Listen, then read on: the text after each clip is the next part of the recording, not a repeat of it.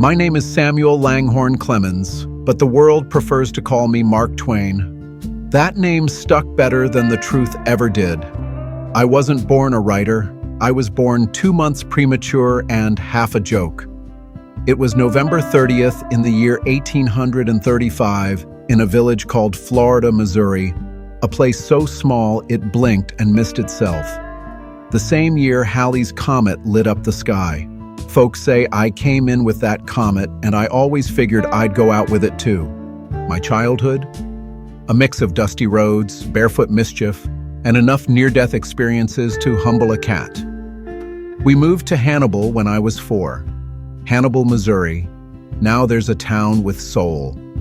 It clung to the Mississippi River like a drunk to a bar stool, full of steamboats, gamblers, and ghost stories. I grew up with the river singing lullabies and the town whispering lies. Everything I ever wrote began there, in that wild, unruly world of muddy banks and mischief. My father, John Marshall Clemens, was a judge and a dreamer, which is a dangerous combination. He believed in logic and ideals, but he had no luck. He died when I was 11. That's a hell of a year to become a man. My mother, Jane, was stronger than she looked. Religious, stern, but with a laugh that could shake the house if you caught her off guard. She thought I was possessed of a devil and a purpose, sometimes in equal measure. I didn't take to school much. Letters, yes. Numbers, no. I was more interested in people than in facts. By the time I was 13, I'd left school entirely, started working as a printer's apprentice. I'd set type by day and steal books by night, devouring the likes of Shakespeare, Cervantes, and the Bible, though not always in that order. The Bible had the best villains. I always thought Satan made a far more compelling figure than most of the saints. At 17, I took off. Itchy feet, big sky.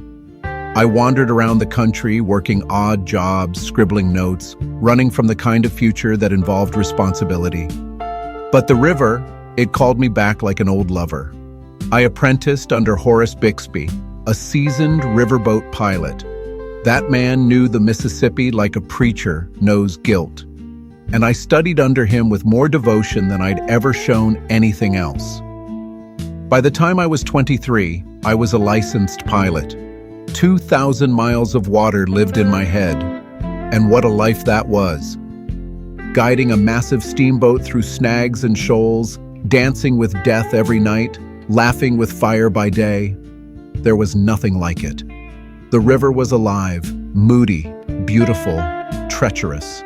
She changed her face hourly and dared you to guess her next move. I loved her like a sinner loves grace, desperately and always too late. Then came the war, the damned Civil War. The country tore itself apart like a snake devouring its tail. I couldn't bring myself to kill strangers over an idea I didn't quite understand. So I joined a ragtag Confederate militia, mostly for show, barely for a week, and then deserted. I've never been proud of that, but I've never lied about it either. Cowardice? Maybe. But I say the bravest thing I ever did was not pulling a trigger in blind faith, so I ran west. That's what cowards do. They run and sometimes they write. Nevada territory. Rough, raw, riddled with fools and gold diggers, my kind of people. I tried my hand at silver mining, failed spectacularly, tried journalism, failed with more style. But in Virginia City, I found something better than gold, a printing press and a pen name. Mark Twain. It was river talk. Mark Twain meant the water was 2 fathoms deep, safe for passage. I took it because it sounded like something solid in a world full of sinking things. And once I put that name on a story, something clicked.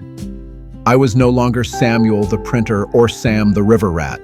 I was Twain, the observer, the satirist, the damn fool with a pen who could skewer hypocrisy with a smile. I wrote like I breathed, not because I wanted to, but because I had to. The words poured out with sarcasm, love, fury, and mischief. My first big splash was the celebrated jumping frog of Calaveras County. It was absurd, ridiculous, and true. and people ate it up like Sunday pie. Suddenly, editors were calling, publishers were knocking, and I had enough whiskey money to stop pretending I was civilized. But I wasn't content with just making people laugh. I wanted to make them think, and then make them ashamed for it. I traveled Europe, the Holy Land, the Sandwich Islands. I saw kings and paupers, saints and liars, and I wrote about them all with the same pen. Some called me irreverent. I said they just couldn't take a joke. In 1870, I married Olivia Langdon. Livy. She was gentler than I deserved, elegant, brilliant, morally upright, and she took one look at my tangled soul and said, "Why not?" I suspect she thought she could fix me. Maybe she did, for a time. We lived in Buffalo, then Hartford, built a grand house, raised children, told stories. I wrote The Innocents Abroad, Roughing It, The Gilded Age, but it was Tom Sawyer that made me immortal. That boy was me, split and sweetened, and when I wrote Huckleberry Finn, I didn't just write a story, I declared war on American hypocrisy. People hated it, said it was vulgar, unfit for children. I said children were the only ones honest enough to understand it. Huck knew slavery was wrong not because he read it in a book, but because he listened to his gut. That was dangerous talk in a country still pretending it had solved its sins. Money came and went. Mostly went. I was a fool with investments, chased typesetting machines instead of common sense. Bankruptcy chased me like a taxman with a grudge. But I kept writing, kept speaking, kept laughing, even as the floorboards cracked beneath my feet. I buried children. Suzy, my oldest, died of meningitis. Jean, my youngest, of epilepsy. No father should outlive his daughters. The pain was so sharp I could taste iron in the air. But I didn't stop. I wrote Joan of Arc, of all things, a book full of reverence and heartbreak, as if I were begging history to lend me back my girls in another form. As I aged, the jokes got darker. The smiles stayed, but the eyes told the truth.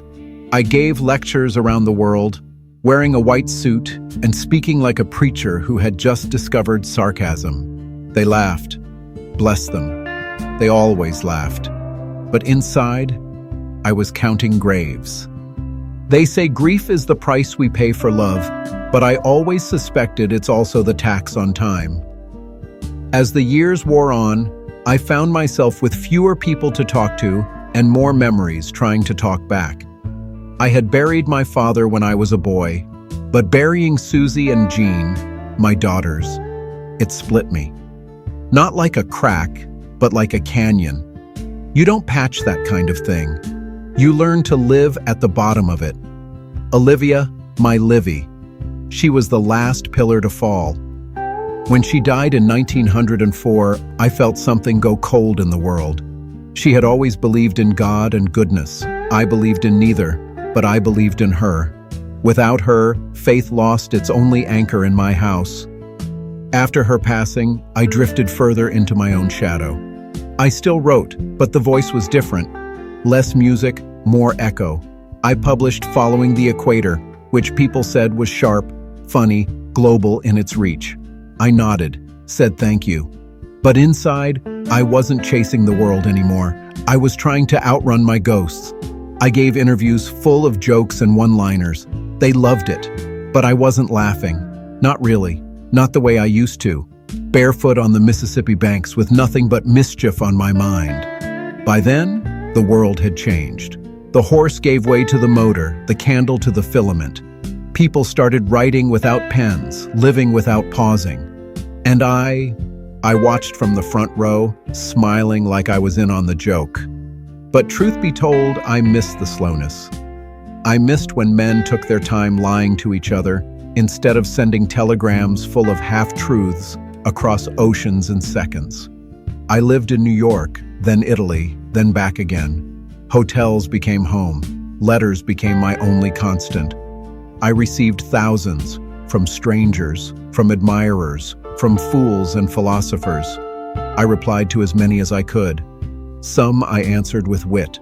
Some I answered with whiskey. Some I answered in silence. Not all thoughts need to be shared, and some need to be buried with their owner. They say I became bitter in my old age. Maybe they're right.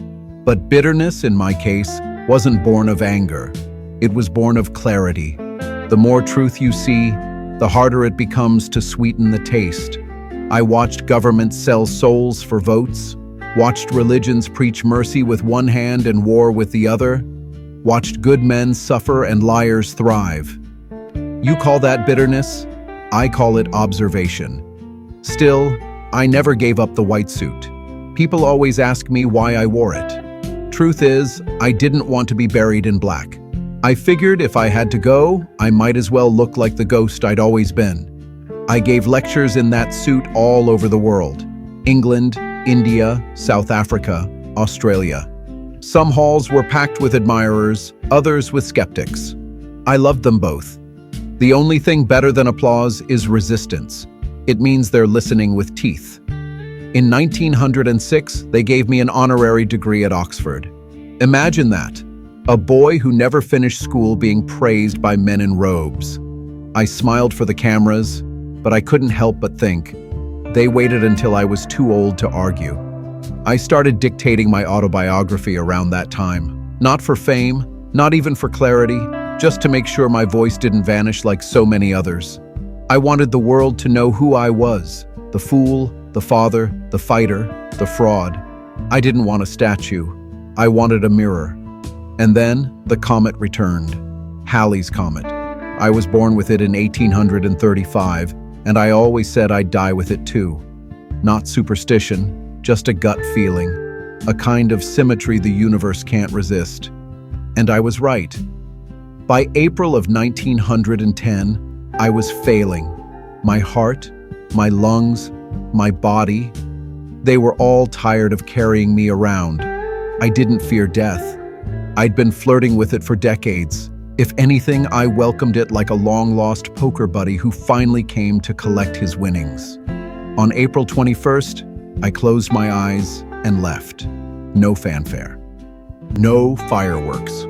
Just the comet streaking across the sky and the silence I'd earned. They said I was the funniest man alive, that I understood America better than America understood itself, that I gave the world Huck and Tom and 1,000 sarcastic remarks to tape to their walls. Maybe they're right, but I wasn't trying to be immortal. I was trying to be honest. You see, I never believed in the perfect man, the noble soul, the shining hero. I believed in contradictions. I believed in hypocrisy. I believed in sin, in laughter, in whiskey, and in redemption. Not as a guarantee, but as a gamble. The river taught me that. One minute you're gliding, the next you're sinking, but you keep going because still water never made a good story. I don't know what people will remember me for. Maybe for Huck, maybe for the frog, maybe for saying things others were too polite to say. But if you're listening now, if you've made it this far, here's what I want you to remember. Question everything, especially the things that feel holy. Laugh when it hurts, especially then.